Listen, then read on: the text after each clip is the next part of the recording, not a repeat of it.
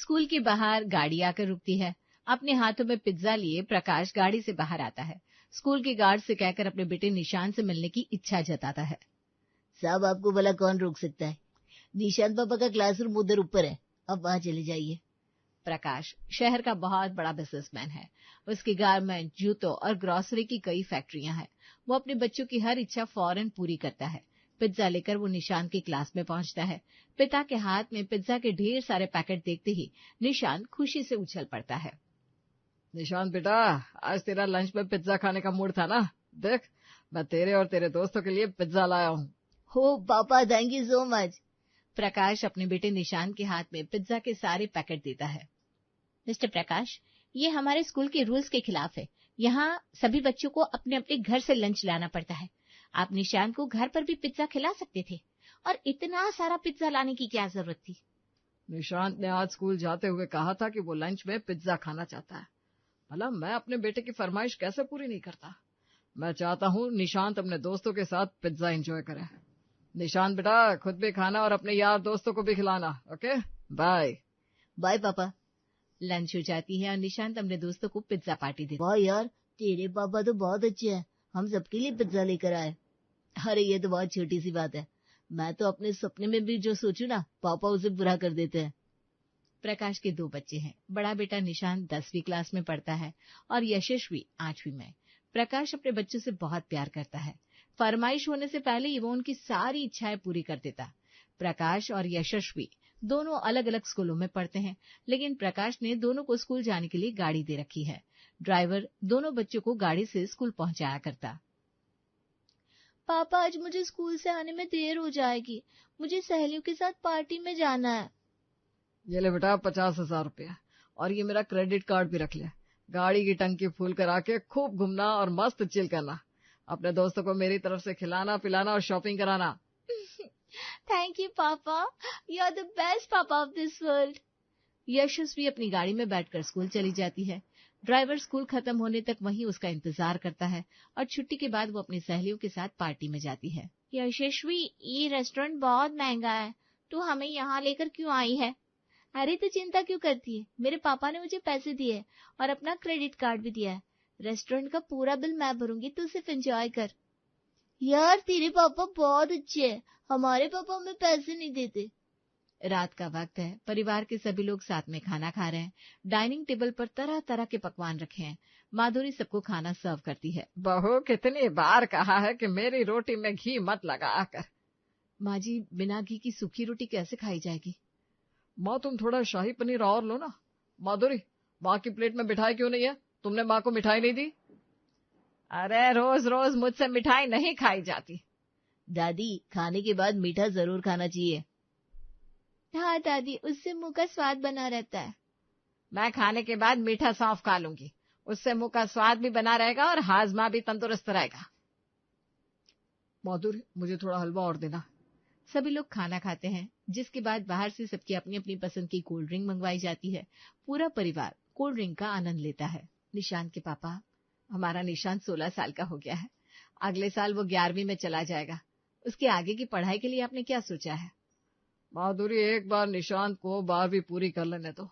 मैं उसे इस दुनिया के सबसे अच्छे और महंगे कॉलेज में पढ़ाऊंगा।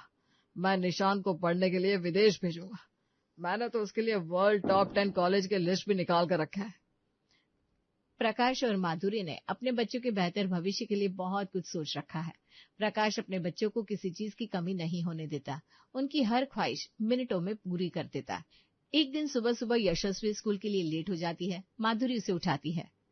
यशस्वी बेटा, उठ जा बेटा, आज स्कूल नहीं जाना है क्या? ओ माँ, आज मैं लेट हो गई, मेरी नींद ही नहीं खुली। सुबह जब मैंने घड़ी देखी तो 5 बज रहे थे, और फिर 5 मिनट की झपकी में ही 8 बज गए। तेरी नींद कैसे नहीं खुली बेटा? शायद तेरी घड़ी बहुत पुरानी हो गई है, इसीलिए वो सही टाइम नहीं बता पा रही है। आज स्कूल मत जा। चल, आज मैं तुझे नई घड़ी दिलाता हूँ। पुरानी घड़ी की बैटरी भी तो बदली जा सकती है। हर बार नई और महंगी चीजें खरीद कर पैसे बर्बाद करने की क्या जरूरत है? माँ, मैं बच्चों के लिए ही तो कमा रहा हूँ। इनकी जरूरतें नहीं पूरी करूंगा तो मेरे कमाने का क्या फायदा? उस दिन प्रकाश यशस्वी को महंगे मॉल में लेकर जाता है और उसे बेहद सुंदर महंगी घड़ी दिलाता है। थैंक यू पापा for the most beautiful watch. पापा मेरे कपड़े भी पुराने हो गए, अगले महीने मुझे कुछ नए कपड़े दिला देना। अगले महीने का इंतजार क्यों करना बेटा, आज ही ले ले नए कपड़े। प्रकाश अपनी बेटी को महंगे महंगे ब्रांडेड कपड़े दिलाता है। यशस्वी अपने और अपनी दादी के लिए भी नए कपड़े लेती है। घर जाकर, दादी देखो मैं आपके लिए क्या लाई हूँ, नए कपड़े। चलो जल्दी से नए कपड़े पहन कर दिखाओ। अरे मेरे पास तो पहले से बहुत कपड़े हैं, मेरे लिए नए कपड़े लाने की क्या जरूरत थी। ओ दादी, पुराने कपड़े हटाओ और नए पहनो। यशस्वी अपनी दादी को नए कपड़े पहनाकर उनकी तस्वीरें लेती है और दोनों खूब एंजॉय करते हैं। वक्त बीतता जाता है। निशांत अब 18वें साल में प्रवेश करने वाला था। हमारे निशांत का 18वां बर्थडे आने वाला है। इस बार बर्थडे का क्या प्लान है, कहाँ मनाओगे? घर पर ही पार्टी का इंतजाम कर दूं? घर पर नहीं, मेरे बेटे का 18वां बर्थडे मैं शानदार तरीके से मनाऊंगा। तुम देखना, इस बार मैं निशांत का ऐसा बर्थडे मनाऊंगा कि दुनिया देखती रह जाएगी। उससे कह दो कि अपने नए पुराने सारे दोस्तों को पार्टी में बुला ले। मेरे बेटे की 18वीं बर्थडे पार्टी यादगार होनी चाहिए। प्रकाश 10 दिन पहले से ही शहर के सबसे महंगे 5 स्टार होटल को बेटे के बर्थडे के लिए बुक कर देता है। बर्थडे वाले दिन होटल को ऐसे सजाया जाता है जैसे वहां कोई शादी हो रही हो। बेटे के शानदार बर्थडे पार्टी में उसके दोस्तों के अलावा प्रकाश के दोस्त भी आते हैं। प्रकाश निशांत के लिए बहुत बड़ा केक मंगवाता है, जिसे देखकर उसके दोस्त दांतों तले उंगली दबा देते हैं। इतना बड़ा केक? अरे ये तो कुछ भी नहीं है, मेरे पापा ने मेरे लिए कुछ सरप्राइज गिफ्ट भी रखा है। केक काटने के बाद वो मुझे सरप्राइज गिफ्ट देंगे। निशांत बेटा, केक काटो। निशांत केक काटता है और सभी लोग केक खाते हैं। पार्टी में प्रकाश सरप्राइज गिफ्ट के रूप में सबके सामने निशांत से प्रॉमिस करता है। आज मैं अपने बेटे को बर्थडे गिफ्ट के रूप में एक प्रॉमिस करता हूँ कि इस बार दिवाली के मौके पर मैं इसे स्विट्जरलैंड टूर की 2 टिकटें दूंगा। दिवाली के बाद निशांत अपने बेस्ट फ्रेंड के साथ 1 सप्ताह के लिए स्विट्जरलैंड जाकर छुट्टियां मना सकता है। सभी गेस्ट तालियां बजाकर इनका स्वागत करते हैं। पार्टी में छोटे बड़े सब खूब एंजॉय करते हैं। पार्टी खत्म होने के बाद सभी बच्चे निशांत के बेस्ट फ्रेंड रोहन से कहते हैं, यार तेरे तो मजे आ गए, तू निशांत के साथ स्विट्जरलैंड जाएगा, वो भी पूरे 1 सप्ताह के लिए। आखिर निशांत का बेस्ट फ्रेंड हूँ, कोई मामूली बात थोड़ी ना। सभी दोस्त सोचते हैं कि काश वो निशांत के बेस्ट फ्रेंड होते। पार्टी खत्म होने के बाद सभी अपने अपने घर जाने लगते हैं। निशांत सभी दोस्तों को रिटर्न गिफ्ट देता है। निशांत, इतना बड़ा रिटर्न गिफ्ट, इस डब्बे में क्या हो सकता है? अरे खोल कर देखना, तुझे खुद ब खुद पता चल जाएगा। मेरे पापा ने तुम सबके लिए सबसे महंगा रिटर्न गिफ्ट खरीदा है। बड़े बड़े गिफ्ट्स देकर निशांत के दोस्तों से सब्र नहीं होता और सभी अपना अपना रिटर्न गिफ्ट वहीं खोलकर देखने लगते हैं। किसी बच्चे की गिफ्ट में महंगे कपड़े, किसी के डब्बे में महंगी घड़ी, तो किसी को महंगा मोबाइल फोन मिलता है। निशांत, तेरा रिटर्न गिफ्ट तो हमारे गिफ्ट से भी महंगा है। तू अपना गिफ्ट तो खोल, जरा देख अंकल ने तुझे क्या दिया है। निशांत अपना गिफ्ट अनपैक करता है। Wow, iPhone! अंकल ने तुझे आईफोन गिफ्ट किया, यू सो लकी यार। सब कुछ ठीक ठाक चल रहा होता है। बच्चे अपनी पसंद की हर चीजें खुद खरीदने के लिए पूरी तरह से आजाद थे। निशांत, आज संडे है, चल आज मूवी देखने चलते हैं, और लंच भी बाहर ही करेंगे। दोनों भाई बहन तैयार होकर बाहर जाने लगते हैं। कहाँ चलती है तुम दोनों? हम मूवी देखने जा रहे हैं और लंच भी बाहर करेंगे। और घर में मैंने जो खाना बनाया है वो कौन खाएगा? माधुरी, जाने दो बच्चों को, अभी इनकी एंजॉय करने की उम्र है। ये लो बच्चों, मेरा डेबिट कार्ड, मूवी देखना, शॉपिंग करना और जो दिल करे वो खा कर आना। दोनों बच्चे चले जाते हैं। आपके लाड़ प्यार ने दोनों बच्चों को बिगाड़ दिया है। अब वो मेरी कोई भी बात नहीं सुनते। अरे तुम भी तो मेरी कोई बात नहीं सुनती। और तू मेरी कोई बात नहीं सुनता। तीनों हंसने लगते हैं। वक्त गुजरता जाता है। अब प्रकाश की जिंदगी में एक तूफान आने वाला था जिसका उसे कोई अंदाजा भी नहीं था। उसका बिजनेस अचानक से डाउन होने लगता है। नई डील साइन होते होते रह जाती और पुरानी डीलें एक एक करके रद्द होने लगती है। एक दिन प्रकाश जब ऑफिस से घर आता है वो काफी उदास होता है। क्या बात है, आप इतने उदास क्यों हैं? सब ठीक तो है ना? प्रकाश माधुरी की किसी बात का जवाब नहीं देता और चुपचाप अपने कमरे में बैठ जाता है। उसकी चुप्पी माधुरी को परेशान कर रही थी। निशांत के पापा, आप कुछ जवाब क्यों नहीं देते? मेरा दिल बैठा जा रहा है। मुझे बताइए ना क्या बात है। आपको पहले कभी इस तरह उदास नहीं देखा। सब बर्बाद हो गया माधुरी, कुछ भी ठीक नहीं है। मेरे पूना वाले क्लाइंट ने मेरी कंपनी से अपने सारे इन्वेस्टमेंट निकाल लिए। इंदौर वाले क्लाइंट ने भी अपने हाथ खींच लिए। बोल रहा है पुराने ऑर्डर कैंसिल करके पैसे वापस कर दो। धीरे धीरे सारे क्लाइंट अपने ऑर्डर कैंसिल कर रहे हैं, नए ऑर्डर नहीं मिल रहे।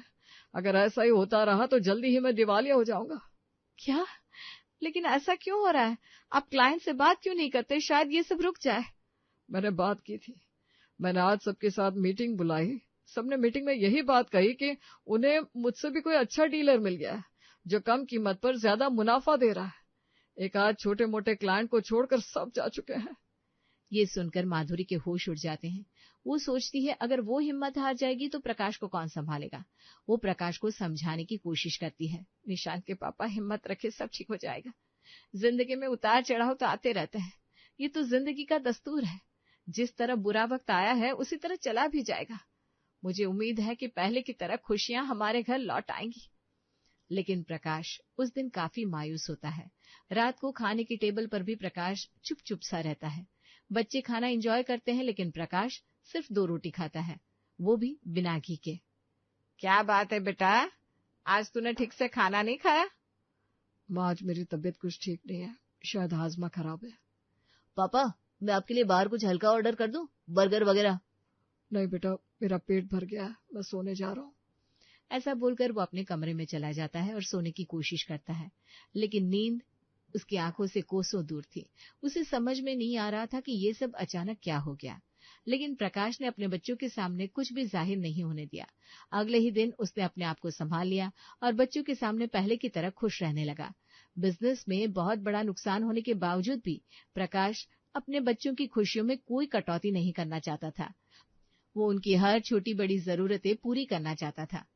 पापा, आपने कहा था अगले महीने मुझे नई गाड़ी दिलाएंगे। मैं अब पुरानी गाड़ी से स्कूल नहीं जाऊंगी। हम नई गाड़ी खरीदने कब जा रहे हैं? मेरे कपड़े और जूते भी पुराने हो गए, मुझे सब नया चाहिए। नई गाड़ी? आज ही चलो। हमारी बेटी को कौन सी गाड़ी चाहिए? मेरी बेटी जिस गाड़ी पर हाथ रख देगी वो उसकी हो जाएगी। चल तू भी तैयार हो जा, मैं अभी आता हूँ। तुझे नई गाड़ी, नए कपड़े, नए जूते सब दिलाऊंगा। प्रकाश तैयार होने के लिए अपने कमरे में आता है। आपने यशस्वी को कह तो दिया कि उसे नई गाड़ी दिलाएंगे, लेकिन कहाँ से दिलाएंगे? हमारे पास पैसे कहाँ है? आप उसे मना क्यों नहीं कर देते? वो पुरानी गाड़ी में भी तो स्कूल जा सकती है। नहीं माधुरी, मैं यशस्वी को मना नहीं कर सकता। लोन ले लूंगा लेकिन अपनी बेटी को नई गाड़ी दिला कर रहूंगा। मैं मेरी बेटी की सारी इच्छाएं पूरी करूंगा। प्रकाश यशस्वी को लेकर शोरूम में जाता है और उसे नई महंगी गाड़ी दिलाता है, जिसके लिए उसे बैंक से लोन लेना पड़ता है। वो उसे नए कपड़े, नए जूते सब दिलवाता है। यशस्वी अब नई गाड़ी से स्कूल जाने लगती है। पापा, मार्केट में आईफोन का नया मॉडल आ गया है। ये वाला मॉडल पुराना हो गया है। मेरे दोस्त मेरा मजाक उड़ाने लगे हैं। मुझे आईफोन 17 प्रो मैक्स दिला दो ना। प्रकाश बाजार में पता करता है तो आईफोन का लेटेस्ट मॉडल पूरे 1.5 लाख रुपए का होता है। उसके पास इतने पैसे तो नहीं थे, लेकिन फिर भी वो लोन लेकर अपनी इकलौते बेटे की ख्वाहिश पूरी करता है। इस तरह वो अपने बच्चों की हर जिद पूरी करता, लेकिन लोन लेकर। आप लोन लेकर बच्चों की जिद तो पूरी कर रहे हैं, लेकिन क्या सोचा है कि इतना कर्जा हम कैसे चुका पाएंगे? और अगर हम कर्जा नहीं चुका पाए तो क्या होगा? माधुरी, अगर मैं अपने बच्चों की ख्वाहिशें पूरी नहीं करूंगा तो कौन करेगा? उनकी सारी उम्मीदें मुझसे ही तो है। मुझे उनकी उम्मीदों पर खरा उतरना होगा। बच्चे आए दिन अपने दोस्तों के साथ पार्टियां करते हैं, घूमने जाते, शॉपिंग करते, लेकिन प्रकाश उन्हें कभी किसी चीज के लिए मना नहीं करता। बच्चों के कहने से पहले ही वो उनके हाथ में पैसे रख देता। यहाँ तक कि उसने घर में भी किसी चीज की कमी नहीं होने दी। धीरे धीरे कई महीने बीत जाते हैं और दिवाली का त्योहार आता है। बच्चों के लिए नए कपड़े, घर की सजावट, खान पान, प्रकाश ने किसी चीज में कोई कमी नहीं छोड़ी। दिवाली वाली रात, पापा, आपको अपना प्रॉमिस याद है ना? आपने मेरे 18वें बर्थडे पर प्रॉमिस किया था कि मुझे स्विट्जरलैंड की टूर की टिकटें देंगे, जहां से मैं अपने बेस्ट फ्रेंड रोहन के साथ घूमने जा सकूंगा। हाँ बेटा, मुझे अच्छे से याद है। तो कहाँ है मेरी टिकट? निशांत बेटा, मैंने तुम्हारी और रोहन की टिकटें करवा ली है, लेकिन वो मेरे ऑफिस में ही रह गई है। कल मैं तुम्हें टिकटें जरूर ला कर दूंगा। ठीक है पापा, लेकिन कल भूलना मत, अपना प्रॉमिस तोड़ना मत। अरे निशांत बेटा, मुझे अच्छे से याद रहेगा। मैं कल पक्का टिकट लेकर आऊंगा। प्रकाश निशांत से झूठ बोल देता है।